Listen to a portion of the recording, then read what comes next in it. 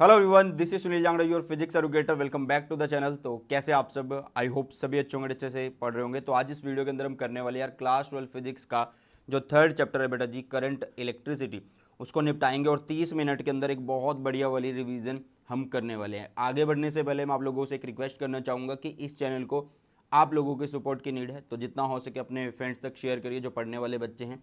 ज़्यादा बच्चे चैनल से जुड़ेंगे, चैनल ग्रो करेगा और मैं आप लोगों के लिए और जो है ज़्यादा कंटेंट इस चैनल पे लाता रहूँगा। मतलब यार वही है ना कि अगर चैनल ग्रो करेगा, मुझे लगेगा कि हाँ बच्चे देख रहे हैं, तो एक मोटिवेशन आएगा, तभी तो कंटेंट जल्दी जल्दी आता रहेगा ना। ठीक है, तो ज़्यादा से ज़्यादा जो है अपने फ्रेंड्स तक ये वीडियो शेयर जरूर से कर देना। निपटाएंगे करंट इलेक्ट्रिसिटी। इसके अंदर जितने भी टॉपिक्स दे रखे हैं सीबीएसई के द्वारा, वो सारे के सारे हम रिवाइज करेंगे। उनकी डेफिनेशन, उनके फॉर्मूला, उनके की पॉइंट्स, उनके डायग्राम, उनकी जो डेरिवेशन है वो शॉर्टकट में मैं आप लोगों को यहाँ पे समझाने वाला हूँ, मीन्स रिवाइज करवाने वाला। तो आगे बढ़ते हैं। और आगे बढ़ने से पहले मैं आप लोगों को बोलूँगा कि जो टेलीग्राम चैनल बेटा सुनील जांगड़ा सर के नाम से, इसको ज्वाइन कर लेना। और इस पर आप लोगों को सारे के सारे जो नोट्स हैं, लेक्चर नोट्स हैं, डिटेल नोट्स हैं, मेरी क्लासेस के लिंक, मेरी वीडियोज़ के लिंक, सारे के सारे आप लोगों को यहाँ पे मिल जाते हैं। ओके। और अगर आप फिजिक्स में पढ़ना चाहते हैं तो एक मोस्ट एक्टिव टेलीग्राम चैनल है बेटा, तो आपको जरूर से ज्वाइन करना भी चाहिए।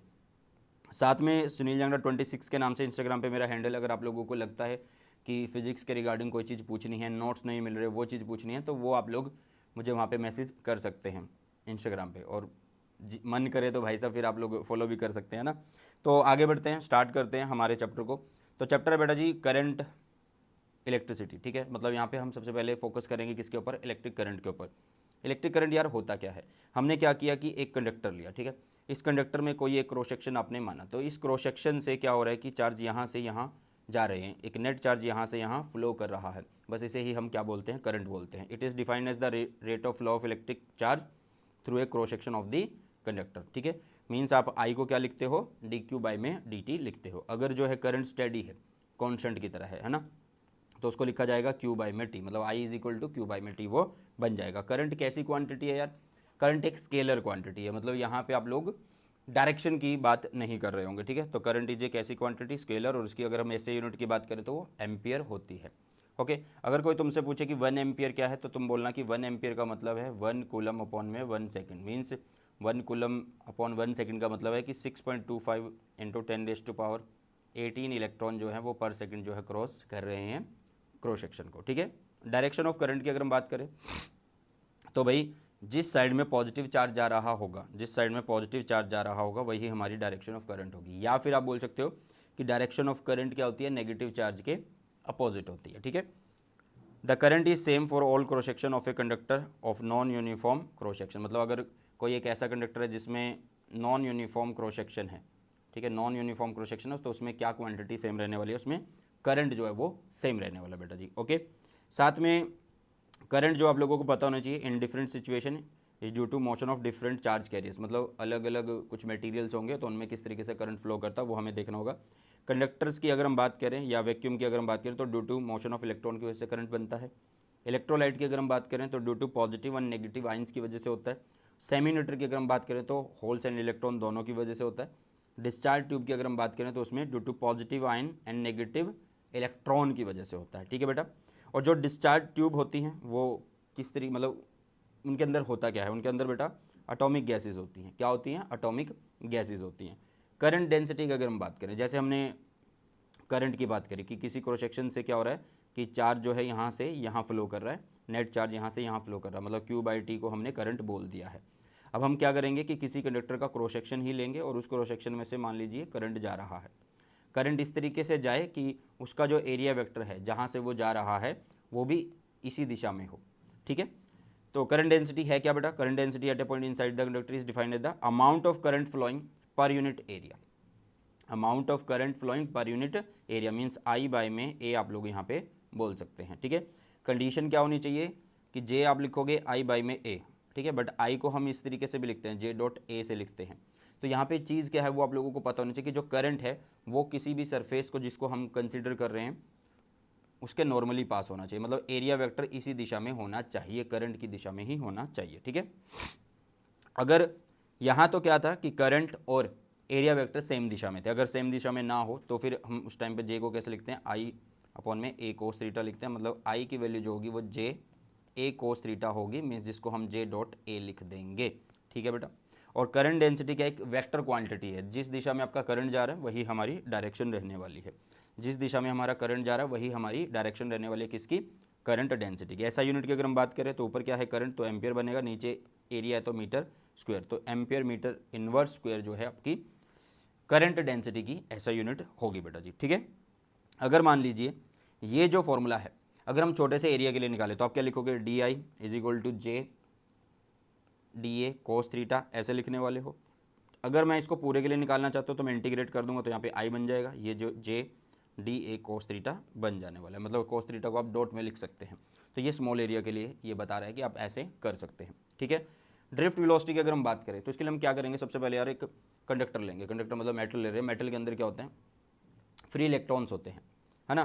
पॉजिटिव तो न्यूक्लियस से बंधे होते हैं, तो मतलब कुछ जो चार्ज कैरियर्स होते हैं, इलेक्ट्रॉन जो होते हैं वो फ्री होते हैं मेटल्स के अंदर, मतलब वो कंडक्शन का काम करते हैं।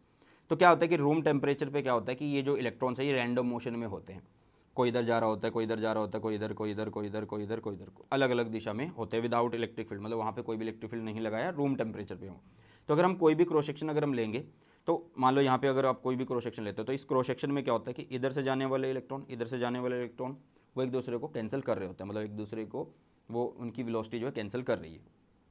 तो अगर हम उस टाइम जब इलेक्ट्रिक फील्ड नहीं लगा रूम टेम्परेचर पे, जो रैंडम मोशन है उस टाइम पे अगर कोई वेलोसिटी उनके पास है, अगर उसकी एवरेज निकालें तो वो कैसी मिलती है बेटा जी, वो हमें जीरो मिलती है, क्योंकि रैंडम मोशन में तो जितने इधर जा रहे होंगे उतने इधर जा रहे होंगे बेटा जी। ठीक है। ओके, तो करंट क्या होगा उस टाइम पे, जीरो होने वाला है। लेकिन अगर हम इलेक्ट्रिक फील्ड अप्लाई कर दें, मान लो हमने इलेक्ट्रिक फील्ड को अप्लाई कर दिया किसी कंडक्टर के अक्रॉस, तो आप देखोगे कि सारे इलेक्ट्रॉन एक ही दिशा में चल रहे होंगे। मतलब होता कैसे इन एक्चुअल कि जैसे ये इलेक्ट्रॉन इधर जा रहा था, आपने यहाँ पे पॉजिटिव लगा दिया, यहाँ पे नेगेटिव लगा दिया, तो ये इधर की तरफ शिफ्ट हो गया, ये इधर की तरफ शिफ्ट हो गया, ये इधर की तरफ शिफ्ट हो गया, तो ओवरऑल जो ड्रिफ्ट है वो एक ही साइड हो रहा है। तो ये सारे के सारे इलेक्ट्रॉन जो हैं भाई एक साइड ड्रिफ्ट हो रहे हैं, मतलब पॉजिटिव टर्मिनल की तरफ ड्रिफ्ट हो रहे हैं, और एक एवरेज वेलोसिटी के साथ ये ड्रिफ्ट होंगे।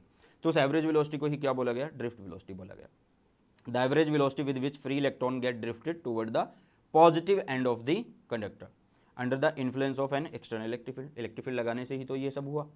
ठीक है बेटा। तो उस टाइम पे जो वेलोसिटी मिलती है एवरेज वेलोसिटी, तो वो होती है हमारी ड्रिफ्ट वेलोसिटी। और जब बिना इलेक्ट्रिक फील्ड जब रैंडम मोशन में होते हैं इलेक्ट्रॉन, और उनकी एवरेज वेलोसिटी जो होती है वो थर्मल वेलोसिटी बोली जाती है, जो कि जीरो होती है। ठीक है। तो ड्रिफ्ट वेलोसिटी का एक फॉर्मूला होता है small e capital E tau by में एम। ठीक है। या इसको वेक्टर फॉर्म में लिख सकते हैं minus small e capital E tau by में एम। ये माइनस क्यों आया, क्योंकि ड्रिफ्ट वेलोसिटी और इलेक्ट्रिक फील्ड में अपोजिट रिलेशन है। मतलब देखो यहाँ पॉजिटिव अगर आ गया था तो यहाँ पे इलेक्ट्रिक फील्ड ऐसे है, बट सारे इलेक्ट्रॉन इस दिशा में मूव कर रहे हैं, तो दोनों के बीच में रिलेशन जो है वो अपोजिट का है। दैट्स वाई हम वहाँ पे नेगेटिव लेके चल रहे हैं। एक रिलेशन आता है करंट एंड ड्रिफ्ट वेलोसिटी के बीच में, जिसको A N E V D से हम लिखते हैं बेटा जी। ठीक है। अच्छा, अभी हमने लिखा था कि v d is equal to क्या होता है, small e capital E tau by में एम होता है। ये टाउ क्या है बेटा, जब इलेक्ट्रॉन यहाँ से यहाँ चला ड्रिफ्ट हुआ तो वो क्या करता है यार, लैटिस के साथ भी टकराता है, मतलब पॉजिटिव आइंस के साथ भी टकराता है, या इलेक्ट्रॉन के साथ भी टकराता है। तो एक टक्कर लगी, फिर दूसरी टक्कर लगी, तो एक से दूसरी टक्कर के बीच में जो उसको रेस्ट मिला वो रिलैक्सेशन टाइम कहलाता है, वो टाउ कहलाता है। ठीक है। ये जो रिलेशन है बेटा इसको याद कर लेना, हो सके तो इसकी डेरिवेशन है एक छोटी सी, वो भी एक बार से देख लेना बेटा जी। ठीक है। बहुत ज़्यादा सिंपल ही है, कुछ ज़्यादा मुश्किल नहीं है। ठीक है। आगे बढ़ते हैं। चलिए नेक्स्ट आ जाता है यार मोबिलिटी। मोबिलिटी का मतलब होता है कि एक जो इलेक्ट्रॉन है कंडक्टर के अंदर, ठीक है, मान लो ये कंडक्टर, इसके अंदर इलेक्ट्रॉन है, तो इलेक्ट्रॉन कितना ईजिली इसको पास कर देगा, वो होती है इसकी मोबिलिटी। और मोबिलिटी का एक फॉर्मूला होता है कि मैग्नीट्यूड रखते हैं ऊपर किसका, ड्रिफ्ट वेलोसिटी को, नीचे रखते हैं कैपिटल ई। ठीक है बेटा। तो it is defined as the magnitude of drift velocity per unit electric field, it is denoted by mu. ठीक है। और ऊपर क्या है ड्रिफ्ट वेलोसिटी, नीचे क्या है इलेक्ट्रिक फील्ड। तो आप ऐसा यूनिट लिख सकते हैं, ड्रिफ्ट वेलोसिटी जो मीटर पर सेकंड होगी, जो इलेक्ट्रिक फील्ड है वो क्या होने वाला बेटा जी, जो इलेक्ट्रिक फील्ड है वो क्या होने वाला है, वो न्यूटन पर कूलम भी होता है, बट आप मैंने सेकंड चैप्टर में ये सिखाया था, उसको आप वोल्ट में भी लिख सकते हैं, सेकंड में भी लिख सकते हैं ना, तो वो बन जाती है metre square volt inverse second inverse. ठीक है।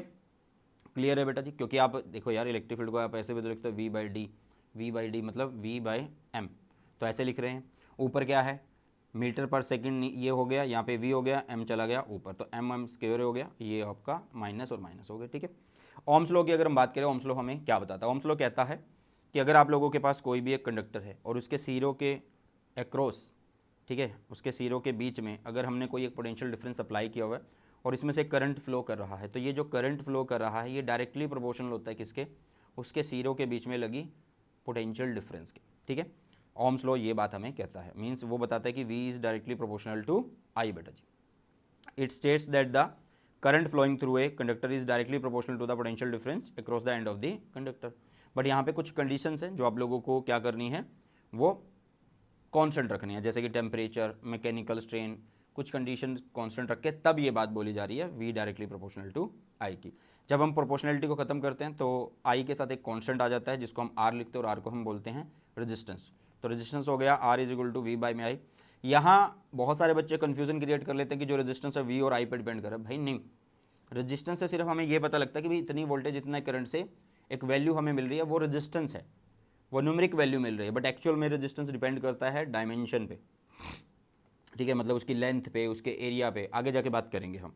ओके, तो अगर हमारे पास कोई एक ग्राफ आ जाए ऐसे, ये V और I के बीच का, अगर हमारे पास कोई एक ग्राफ, इधर V हो और इधर I हो और ऐसे एक लाइन बनी हो, मतलब ग्राफ बना हो, लीनियर ग्राफ हो, तो आप क्या कर सकते हो कि अगर तुमसे कोई बोले कि यहाँ पे रेजिस्टेंस निकाल दो, तो आप रेजिस्टेंस कैसे निकालोगे। देखो यार, आपने देखा होगा कि ये I है और ये V है, अगर मैं इसका स्लोप निकालूँ तो वो I बाय में V बनेगा, ठीक है। अगर मैं स्लोप निकालूँ तो वो क्या बनेगा, I बाय में V बनेगा। अगर मुझे रेजिस्टेंस निकालना है तो मैं 1 स्लोप लिख देता हूँ। क्यों लिख देता हूँ, क्योंकि I बाय में V चला जाएगा ऊपर, तो V बाय में I क्या कहलाता है, हमारा रेजिस्टेंस कहलाता है। रेजिस्टेंस की यूनिट होती है बेटा जी ओहम, ऐसा यूनिट होती है ओहम, इसको ऐसे शो करते हैं। ओके, चलिए आगे आ जाते हैं। रेजिस्टेंस ऑफ ए कंडक्टर अगर हम बात करें, मतलब कि अगर आप लोगों के पास एक कंडक्टर है जिसकी लेंथ है, जिसका एरिया है, एरिया ऑफ क्रॉस सेक्शन है, ठीक है, तो उस टाइम पे रेजिस्टेंस, अच्छा इलेक्ट्रॉन उसके अंदर होंगे, ठीक है, और इलेक्ट्रॉन होंगे तो वो टकराएंगे तो भाई उनका अपना रिलैक्सेशन टाइम है, ठीक है, और साथ में हर एक मटेरियल जो है उसकी अपनी एक रेजिस्टिविटी होती है, उसको हम यहाँ पे भी डिस्कस करने वाले। तो सबसे पहले रेजिस्टेंस देख ले। रेजिस्टेंस का एक फॉर्मूला होगा, R is equal to m upon में एन ई स्क्वेयर टाउ, यहाँ पे आ जाता है बेटा जी सीधा L और यहाँ पे आ जाता है सीधा A। तो देखो फ़र्क क्या है, ये पूरा एक रेजिस्टेंस कहलाता है। ये जो है मास ऑफ इलेक्ट्रॉन हो गया, N हो गया, नंबर डेंसिटी हो गई आप लोगों के पास, E चार्ज हो गया, इलेक्ट्रॉन की वैल्यू हो गई, tau relaxation time, A cross section, L length हो गई। इसमें से जो ये M है, जो N है, E स्क्वेयर है, जो ये टाउ है, ये सारे क्या हैं, ये मटेरियल पर डिपेंड करते हैं। तो इनको हम एक अलग कॉन्स्टेंट का नाम दे देते हैं जिसको हम बोलते हैं रो। ये रो क्या होता है, रेजिस्टेंस ही होता है, रेजिस्टिविटी इसका नाम दे दिया जाता है। बट देखो आर जो है वो हमारा डायमेंशन पे डिपेंड करता है, जो रेजिस्टिविटी होती है वो हमारा मटेरियल पे डिपेंड करता है, ठीक है। तो ये रेजिस्टेंस बोला जाता है और ये रेजिस्टिविटी बोली जाती है। अगर हम एसआई यूनिट की बात करें, देखो यहाँ से आर इज इक्वल टू क्या है, रो एल बाई में ए है। अगर हम रो की एसआई यूनिट निकालें तो आर ए बाई में एल लिख दें, तो आर ओहम हुआ, ए मीटर स्क्वायर हुआ, लेंथ मीटर में हुई तो ये इससे कट, तो ओहम मीटर जो इसकी एसआई यूनिट रहने वाली है, ठीक है बेटा। समझ में आया या नहीं आया। चल अब यहाँ पे एक इंपॉर्टेंट नोट है, if length of a given metallic wire of resistance R is stretched to n times, मतलब अगर लेंथ को अगर आप एन टाइम्स स्ट्रेच कर रहे हैं, it resistance become an square R.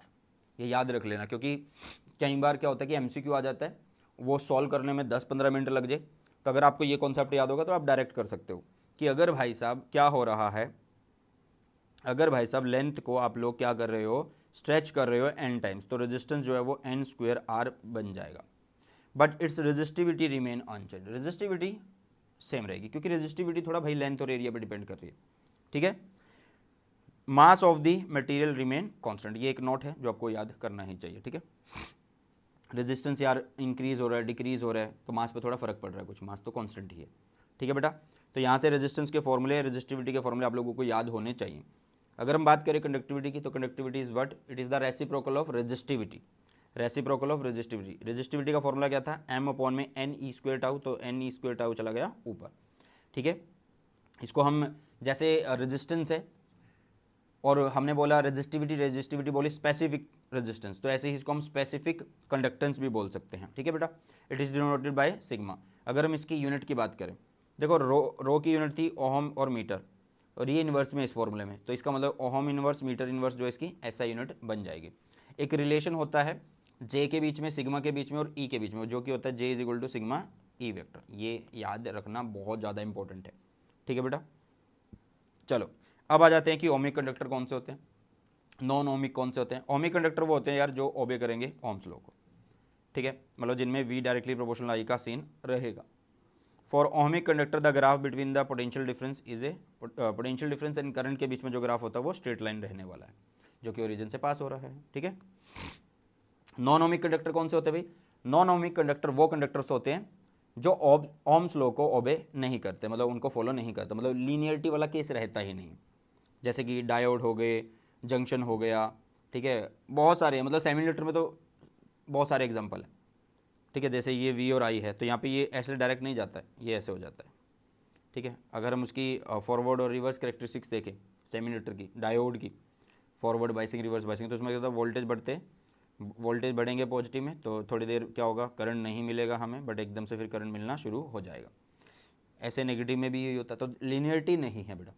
और यहाँ पे देखो, यहाँ पे क्या हो रहा है, वी और आई के लिए क्या सीन हो रहा है कि अगर मान लो मैं क्या करूँ, एक करंट ले लूँ यहाँ पे, तो यार देखो इस पे और इस पे वी की वैल्यू सेम है, तो लीनियरिटी नहीं है। तो जहाँ पे लीनियरिटी फॉलो नहीं होगी वी और आई के बीच में, वो नॉन ओमिक कंडक्टर्स रहने वाले हैं। Effect of temperature on resistance and resistivity अगर हम देखें तो ये क्या है बेटा, देखो यार एक फॉर्मूला आप लोगों को रख लेना है, ठीक है। एक होता है R is equal to R naught 1 plus alpha delta T होता है। ये जो अल्फ़ा होता है ये होता है टेम्परेचर कॉफिशिएंट। क्या होता है ये? टेम्परेचर कॉफिशिएंट होता है। जो डेल्टा टी होता है वो क्या होता है, टी माइनस टी नॉट होता है, मतलब टी नॉट पे जो रेजिस्टेंस है वो आर नॉट और टी पे जो रेजिस्टेंस है वो आर। टी नॉट जो वो रेफरेंस टेम्परेचर है, ये या तो ज़ीरो होता है, ठीक है, या कुछ वैल्यू कई बार गिवन होती है, या तो ये जीरो होता है या कई बार ये वैल्यू गिवन होती है, ठीक है बेटा। सारी चीज़ें मैंने यहाँ पे लिख रखी है।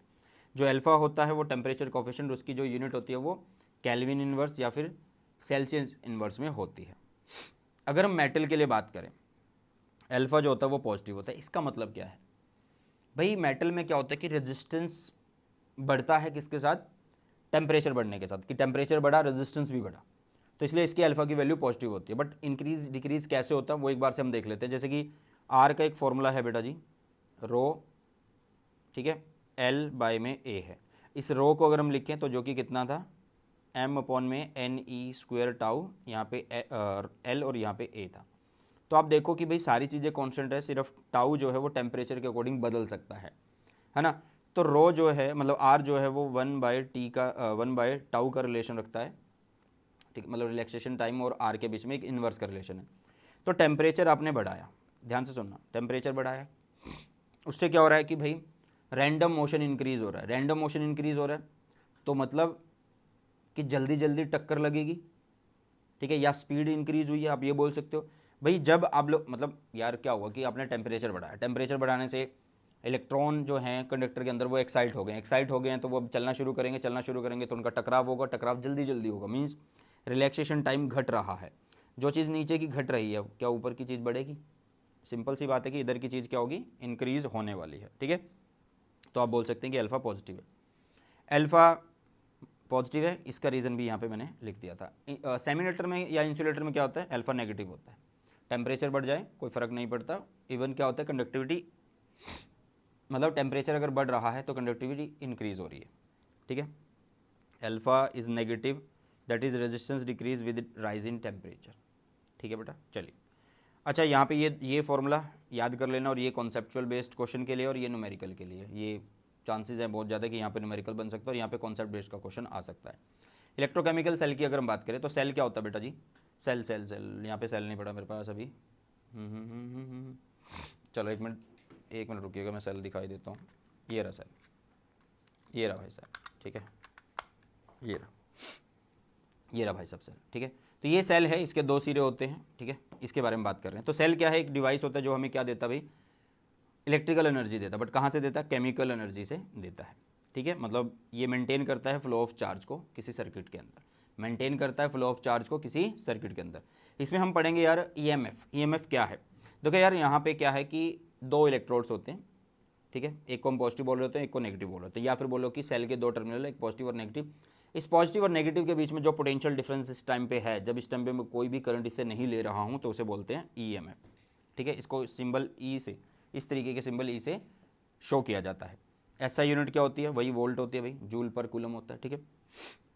अब यहाँ पे जो ईएमएफ है किसी भी सेल का, वो किस पे डिपेंड करता है भाई, नेचर ऑफ इलेक्ट्रोड, जो सेल के अंदर इलेक्ट्रोड हमने यूज़ किया वो किस नेचर के हैं, कंसंट्रेशन ऑफ इलेक्ट्रोलाइट, ठीक है, और नेचर ऑफ इलेक्ट्रोलाइट, ठीक है, एंड टेम्परेचर पर डिपेंड करता है। टर्मिनल पोटेंशियल डिफरेंस की अगर हम बात करें, टर्मिनल पोटेंशियल डिफरेंस का मतलब है कि भाई सेल के पॉजिटिव और नेगेटिव के बीच का ही पोटेंशियल डिफरेंस, बट फर्क ये है कि अब इसमें से हम क्या कर रहे हैं, करंट निकाल रहे हैं, पहले करंट नहीं निकल रहा था, तो उस टाइम पे टर्मिनल पोटेंशियल डिफरेंस वो बन जाता है, ठीक है। तो इसको लिखते हैं बेटा V से। अब क्या हो रहा है, जो हमारा EMF है उसमें से क्या हो रहा है, करंट निकल रहा है, तो अंदर एक इंटरनल रेजिस्टेंस होता है, मीन्स अंदर एक पोटेंशियल ड्रॉप होता है जो अपोजिट डायरेक्शन में होता है, तो दैट्स वाई हम उस पोटेंशियल ड्रॉप को यहाँ से निकाल देते हैं, माइनस कर देते हैं, ठीक है। ये डिस्चार्जिंग ऑफ सेल, अगर चार्जिंग ऑफ सेल होगा तो V equal to E plus में IR आप लोग लिख दोगे बेटा जी, ओके। चलो, तो ये होता है टर्मिनल पोटेंशियल डिफरेंस और ये हो गया EMF, ओके। इंटरनल रेजिस्टेंस की अगर हम बात करें तो इंटरनल रेजिस्टेंस जो होता है सेल का, वो किसके द्वारा होता है, सेल के अंदर क्या होते हैं, इलेक्ट्रोड्स होते हैं, सेल के अंदर क्या होता है, इलेक्ट्रोलाइट होते हैं, तो इलेक्ट्रोलाइट एंड इलेक्ट्रोड के द्वारा जो ऑपोजिशन ऑफर किया जाता है to the flow of current, उसे बोला जाता है resistance, internal resistance of the cell. It is defined as the resistance offered by the electrolyte and electrodes of a cell when the current flow through it. Internal resistance कुछ factors पर depend करता है, जैसे कि distance कितना है electrodes के बीच में, ठीक है, नेचर ऑफ इलेक्ट्रोलाइट कैसा है और नेचर ऑफ इलेक्ट्रोड कैसा है, इलेक्ट्रोड किस मटेरियल की यूज़ करी गई है, और area of electrolyte, electrodes immersed in the electrolyte, मतलब कि आप लोगों ने जो कंटेनर लिया उसमें जो इलेक्ट्रोलाइट लिया और उसमें जो इलेक्ट्रोड है वो कितने इमर्स्ड हैं, डूबे हुए हैं, तो उन पर भी डिपेंड करता है। एक रिलेशन होता है internal resistance, external resistance, EMF, terminal voltage, terminal potential difference, और हाँ इनके बीच का एक रिलेशन होता है जो आपको याद कर लेना है, ठीक है। हाँ मैंने जैसे पहले बोला कि ड्यूरिंग डिस्चार्जिंग जो होगा V क्या होगा, E is equal to E minus IR होगा, और during charging V is equal to क्या होगा, E प्लस में IR होगा। ये न्यूमेरिकल्स में बहुत ज़्यादा यूज़ हो जाता है, क्योंकि तुम्हें न्यूमेरिकल में बोल दिया जाता है कि यहाँ पे सेल डिस्चार्ज हो रहा है या चार्ज हो रहा है, कुछ ऐसा बोल दिया जाता है, तो उस हिसाब से फिर आपको फॉर्मूला यूज़ करना होता है, ठीक है बेटा।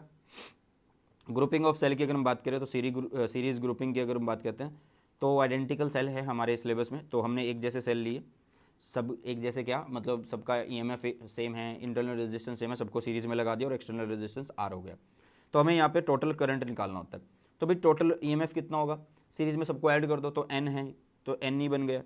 टोटल रेजिस्टेंस कितना होगा, सारों को ऐड कर दो, कितने ये N, तो NR हो गया इंटरनल रेजिस्टेंस, साथ में ये R के साथ ऐड हो रहे हैं तो ये NR हो गया। तो इस तरीके से आप करंट निकाल सकते हैं। स्पेशल केस होते हैं कि आप जब एक बार R को छोटा कर दो और एक बार R को बड़ा कर दो, ठीक है, तो उस केस में हमें I की वैल्यू मिल जाती है, और दोनों केस में आपको ये बताना होता है कि मैक्सिमम करंट कहाँ पे है। तो जहाँ पे करंट भाई N टाइम्स मिल रहा है, देखो यहाँ पे करंट तो सिर्फ E बाय में आ रहा है, बट यहाँ पे करंट क्या है, N times of E by R है, तो यहाँ पे करंट ज़्यादा होगा, ये मैक्सिमम करंट बोलेंगे। पैरेलल ग्रुपिंग में क्या होता है कि सेल पैरेलल में लगे होते हैं, एक जैसे सेल हैं बेटा, सबका EMF E है, सबका इंटरनल रेजिस्टेंस R है, और लास्ट में एक्सटर्नल रेजिस्टेंस R है।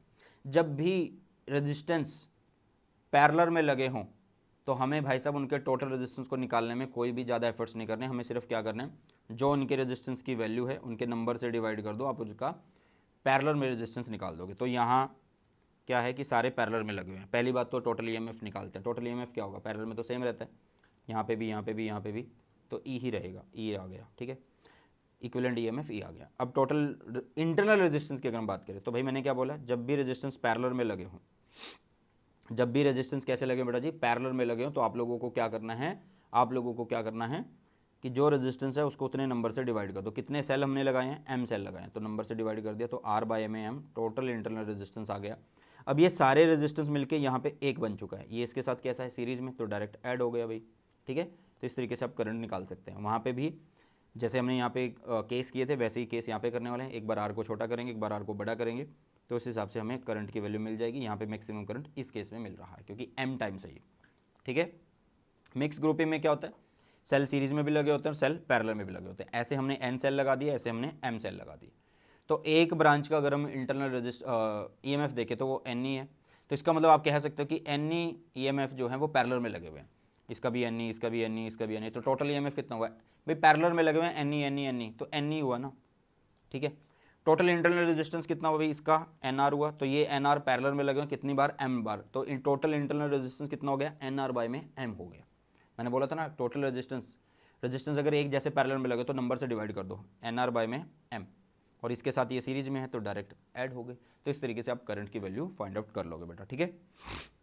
अच्छा, यहाँ पे तुमसे बोल लिया जाएगा कि कब मैक्सिमम करंट हमें मिलेगा, तो एक्सटर्नल रेजिस्टेंस को बराबर कर दो किसके, एन आर बाय एम के, तो आप कह सकते हैं कि उस टाइम पे मैक्सिमम करंट मिलेगा। किरचॉफ्स लॉ आ जाता है। किरचॉफ्स लॉ जो है बेटा जी, हमारे पास दो लॉ होते हैं, एक करंट लॉ होता है जिसको फर्स्ट लॉ बोलते हैं, जिसको हम जंक्शन लॉ भी बोलते हैं, और एक सेकंड लॉ होता है जिसको voltage law, loop rule, voltage method, इस तरीके से बोला जाता है। करंट लॉ हमें क्या बताता है, करंट लॉ बताता है कि भाई sum of incoming current is equal to sum of outgoing current. जैसे कि हमने यहाँ पे देखो, यहाँ पे क्या है कि ये करंट आ रहा है, ये करंट आ रहा है, ये करंट आ रहा है, तो इन सब का सम किसके बराबर होगा, इसका किसके बराबर होगा, इसके आउट और इसके आउट के बराबर होगा भाई। तो अगर आप इसको इधर लेके आओगे, आप अगर इसको आप इधर लेके आओगे तो आप ये बोल सकते हो कि I1 plus I3 plus I4 plus minus of I2 plus minus of I5 is equal to क्या होने वाला है, जीरो होने वाला। Means it state that the algebraic sum of the current meeting at a junction is zero. Clear है बेटा। अब यहाँ पे क्या हो रहा है कि जितना करंट आ रहा था उतना करंट हमने बराबर कर दिया आउट गोइंग करंट के।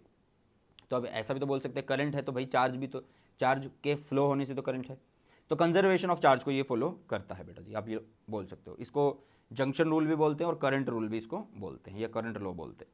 सेकंड लॉ वोल्टेज से रिलेटेड है।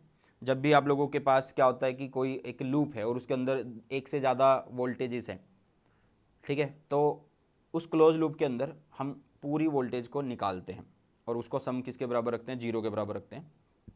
वो हम यहाँ पे डिस्कस करने वाले, ठीक है। देखो भाई, it state that in a closed loop the algebraic sum of the EMF is equal to the algebraic sum of the product of the resistance and respective current flowing through them। मतलब जैसे यार कि यहाँ पे हमने मान लो एक resistance लगा दिया, यहाँ पे एक सेल लगा दिया, ये एक EMF है, यहाँ पे करंट आई और रेजिस्टेंस इसका R है, तो ये वोल्टेज और ये भी वोल्टेज एक लूप में है ना, ठीक है। तो आप इनको या तो ऐसे लिख सकते हो कि E plus I R is equal to zero या E is equal to I R, मतलब वो कंडीशन रहेगी, साइन कन्वेंशन आगे मैं सिखाऊंगा। तो मैंने जीरो के हिसाब से बताया कि सबका सम जो होता है वोल्टेज का वो जीरो के बराबर होगा, या आप इस तरीके से लिख सकते हो, ठीक है। देखो अब यहाँ पे मोस्ट इंपॉर्टेंट चीज़ क्या जानने की, वो ये है कि कोई भी अगर बैटरी है तो उसका जो पॉजिटिव और नेगेटिव वो हाई होता है और ये लो होता है, मतलब positive is high, negative is low. Current जहाँ से चल रहा है वो हाई होगा रेजिस्टेंस का, और जहाँ से आउट हो रहा है वो लो होने वाला है। हमें न्यूमेरिकल्स में प्लस माइनस का बहुत ज़्यादा चक्कर रहता है, तो हमें क्या करना होता है, साइन कन्वेंशन पे ध्यान देना है। जब भी आप लूप में लूप लगा रहे हो, ट्रेसिंग कर रहे हो, तो जब आप हाई से लो जाओ, तो लो इज़ नेगेटिव, तो नेगेटिव ही कंसीडर करना है। अगर आप लो से हाई जा रहे हैं तो आपको हाई ही कंसीडर करना, मतलब पॉजिटिव ही कंसीडर करना बेटा जी, ठीक है। ये एक मेथड है, आपको पता होना चाहिए। मैं आपको सिखा भी देता हूँ। मान लो यहाँ पे एक सेल है, ठीक है, और ये एक रेजिस्टेंस है, यहाँ ये प्लस ये माइनस, मीन्स ये हाई ये लो, यहाँ से करंट एंटर करेगा तो ये हाई ये लो, और यहाँ पे इसका रेजिस्टेंस इज आर, और इस पूरे में करंट क्या चल रहा है, आई चल रहा है। तो आप अगर यहाँ से चले और इधर जा रहे हो, तो आप लो से हाई जा रहे हो, इस बैटरी का जितना EMF है मान लो ई है, फिर आप यहाँ पहुँच गए तो कुछ नहीं मिला, आप यहाँ से यहाँ जा रहे हो तो हाई से low minus I R is equal to zero, तो E is equal to I R आप लोग लिख सकते हैं, ठीक है बेटा। जस्ट अ मिनट यार, ये क्या हुआ,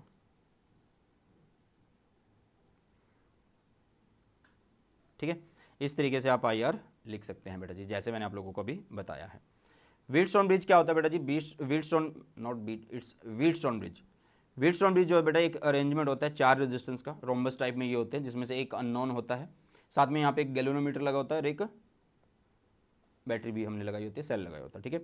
तो यहाँ पे चार रेजिस्टेंस होते हैं PQRS, जिनको हम यूज़ करके अननोन रेजिस्टेंस को निकालते हैं, मतलब इन चारों में से कोई एक अननोन होगा। Their value are so adjusted that the galvanometer G shows no deflection, मतलब इनकी वैल्यू कुछ इस तरीके से एडजस्ट होती है कि गैल्वेनोमीटर जो है कोई भी डिफ्लेक्शन शो नहीं करता, मतलब बीच वाली ब्रांच में जो है करंट जीरो होता है। जब बीच वाली ब्रांच में करंट जीरो होता है तो उस टाइम पे हम इसको बोलते हैं, व्हीटस्टोन ब्रिज को बैलेंस्ड कंडीशन में ये आ जाता है। ओके बेटा, मतलब यहाँ से जो करंट चला वो सीधा यहाँ, और यहाँ से जो करंट चला वो सीधा यहाँ, बीच में कोई भी करंट नहीं गया। When this happen the point B and D are at the same potential, मतलब जब, भाई कॉमन सी बात है कि अगर इस ब्रांच में करंट नहीं है तो इसका मतलब है कि यहाँ और यहाँ का पोटेंशियल सेम है भाई, ठीक है। तो ये तभी हो रहा है, ठीक है। और इसी कंडीशन पे हमें एक वैल्यू मिल जाती है, एक रिजल्ट मिल जाता है P/Q is equal to R/S, मतलब इसका और इसका रेशो, इसका और इसका रेशो बराबर। तो यहीं से हमें बैलेंस कंडीशन पता लग जाती है, ठीक है बेटा।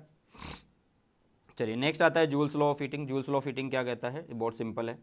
According to Joule's heating effect of current the amount of heat produce in a conductor of resistance R carrying current I, मतलब ये बोल रहा है कि कोई एक रेजिस्टेंस है, उसमें करंट आई जा रहा है, टाइम टी के लिए जा रहा है, तो हीट कितनी बनेगी, H is equal to I square R T बनने वाली है। इसको जूल में लिख सकते हैं। कैलोरीज में अगर आप लिखना है तो नीचे जी आ जाएगा बेटा, ठीक है। ओके, येस और नो, ठीक है। सारी वैल्यूज़ मैंने आप लोगों को बता रखी है। इलेक्ट्रिक पावर और इलेक्ट्रिक एनर्जी बहुत ज़्यादा सिंपल है। पहले इलेक्ट्रिक एनर्जी समझ लेते हैं कि इलेक्ट्रिक एनर्जी क्या है। भाई किसी कंडक्टर में क्या हो रहा है कि करंट फ्लो कर रहा है। क्या कर रहा है, करंट फ्लो। किसकी वजह से फ्लो कर रहा है, किसकी वजह से फ्लो कर रहा है, बैटरी की वजह से फ्लो कर रहा है। तो ये बैटरी क्या कर रही है, इसके अंदर चार्ज का फ्लो करवा रही है, मेंटेन कर रही है, तो बैटरी काम कर रही है। तो work done by the source of EMF in maintaining the current in an electric circuit for a given time, उसे क्या बोला जाता है, इलेक्ट्रिक एनर्जी बोली जाती है, ठीक है। और पावर क्या होती है, रेट ऑफ डूइंग वर्क, ये जो काम किया इसको करने की दर, वो क्या कहलाती है, पावर कहलाती है। तो पावर हुआ क्या, इलेक्ट्रिक वर्क डन बाय में टाइम टेकन, कि कितना टाइम नीचे वो कितना काम नीचे टाइम। तो वर्क होता है वी क्यू, नीचे टाइम है बेटा जी, तो क्यू इंटू में Q upon T is I होता है, तो ये बन गया वी आई। हमें वी की वैल्यू पता है आई आर होती है, तो ये आई स्क्वायर आर हो गया, ठीक है। और हमें आई की वैल्यू पता है वी बाई में आर होती है, तो वी स्क्वायर बाई में आर हो गया। तो इसकी ऐसा यूनिट होती है वोट, और बाकी प्रैक्टिकल यूनिट होती है किलो वोट या हॉर्स पावर, ठीक है। अगर हम यहाँ पे बात करें इलेक्ट्रिक एनर्जी का, इलेक्ट्रिक एनर्जी का फॉर्मूला होता है कि ये वर्क डन है, वर्क डन है तो मतलब आप बोलोगे वी इंटू में क्यू है, वी इंटू में क्यू, और क्यू क्या होता है, आई इंटू में टी होता है। मीन्स आप लोग यहाँ पे लिख दोगे वी इंटू में आई इंटू में टी, तो वी और आई होती है पावर, तो पावर इंटू में टाइम आप लोग लिख सकते हैं इसको ऐसे। ऐसा यूनिट बनेगी जूल, ठीक है। कमर्शियल यूनिट जो होती है वो किलो वोट आर होती है, जो 1 किलो वोट आर होती है वो 3.6 इंटू 10⁻6 जूल के बराबर होती है। जो घरों में बोलते हैं ना कि इतनी यूनिट आज खर्च हो गई है, वो यही होती है, इलेक्ट्रिसिटी कंज्यूम्ड इसी से निकालते हैं। नंबर ऑफ यूनिट्स कैसे काउंट किया जाता है, वो उसका एक फॉर्मूला होता है, टोटल वाटेज इंटू में टाइम इन आवर अपॉन में 1000। इससे आप लोग निकाल सकते हैं नंबर ऑफ यूनिट कितनी खर्च हो रही है बेटा जी। ओके, चलिए, तो ये था हमारा चैप्टर नंबर 3 करंट इलेक्ट्रिसिटी। और किस तरीके की वीडियो चाहते हैं आप लोग, और जैसा कि मैंने बोला इस चैनल को आप लोगों के सपोर्ट की ज़रूरत है, तो जितना हो सके अपने पढ़ने वाले फ्रेंड्स तक शेयर कर देना, ठीक है, ताकि ज़्यादा बच्चे इस चैनल से जुड़े, चैनल ग्रो करे और मैं आप लोगों की हेल्प कर सकूँ। चलिए, इसी के साथ इस वीडियो सेशन को करते हैं समाप्त और मिलते हैं जल्दी से नए सेशन में। सो बाय, टेक केयर, जय हिंद, वंदे मातरम।